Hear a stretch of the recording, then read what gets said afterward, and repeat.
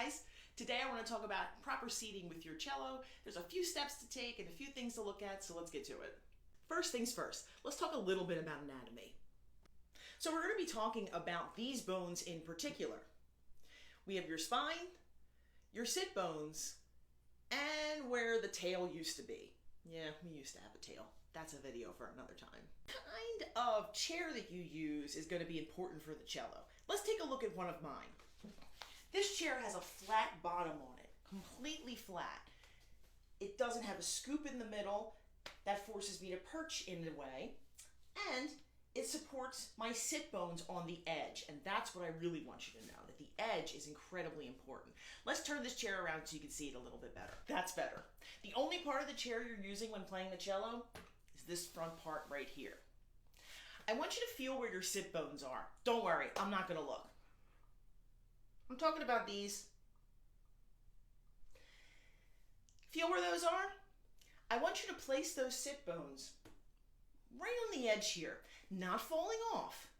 Supported on the edge, but like you're perching. Let me show you. And for this part right here, in fact, you can actually see the wear in my chair from where I sit. Let's sit. I'm adjusting to make sure that my sit bones are carrying the weight of my body without pushing my body forward like this and without collapsing it like this. My sit bones sit high and proud. My spine is aligned so that the rest of my body can be completely supported. Now here's something that's really important. The reason we place the sit bones on the edge and not in the back is because check out the difference. Here my sit bones are on the edge. Notice that my hip points are higher than my knees. There's a lower slant that leads to my knees. If I move backwards, my hips are suddenly equal with my knees, creating my back to do a little bit of this. Or I have to work kind of harder to sit up straight. We want to use the edge of the chair to support our hip points, making sure that they're solid and square with our sit bones. Our sit bones are doing the work here. Our spine will naturally stack directly in between the sit bones, supporting our shoulders at the top. Notice that the hip bones are above the knee joints. They're not at a 90-degree angle. They're actually a little bit below, more like 120. 90 is okay, but what I don't like about 90 degrees is that, see when I move back? My spine collapses in a little bit. That's going to make it harder for me to get around the cello. I want this slight slant because it's going to allow my spine to stack better, support my upper body better, so I'm able to truly get around the instrument easier and with full motion. What if you do sit on the edge on your sit bones and you still don't have that 120-degree slant? Get another chair, or stack two on top of the one that you already have, or stack one. It's possible that it's not tall enough. If you find that the angle is too long, the chair is definitely too high. Here's an alternative chair that I also use.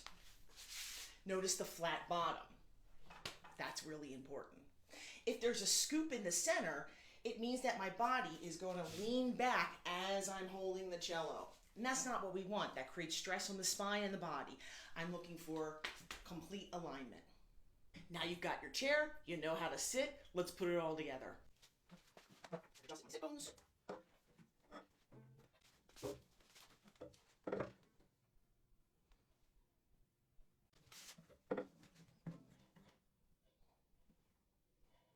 Let's look at some bad examples. This has a lean back that's no good. This is a lean forward that's no good. Using the back of the chair just creates this collapsed spine in. Here's a great example of how to sit. Here's some final tips for your seating. Make sure that your feet are flat on the floor when playing the cello. If your feet are pitched up like this, you'll notice that your knees will pitch up. That's not good. That's about the same as sitting all the way back like this. You also don't want to stretch your legs out too far because then your spine is going to compensate, making you do one of these. Make sure the knees are flat on the floor so you can get that really good 120-degree angle from hip point down to the knees. These are the general things that work for playing the cello, and is standard practice for how we should sit that pretty much works across the board. Different body types might need different things, but this is a starting point of how to hold the cello properly.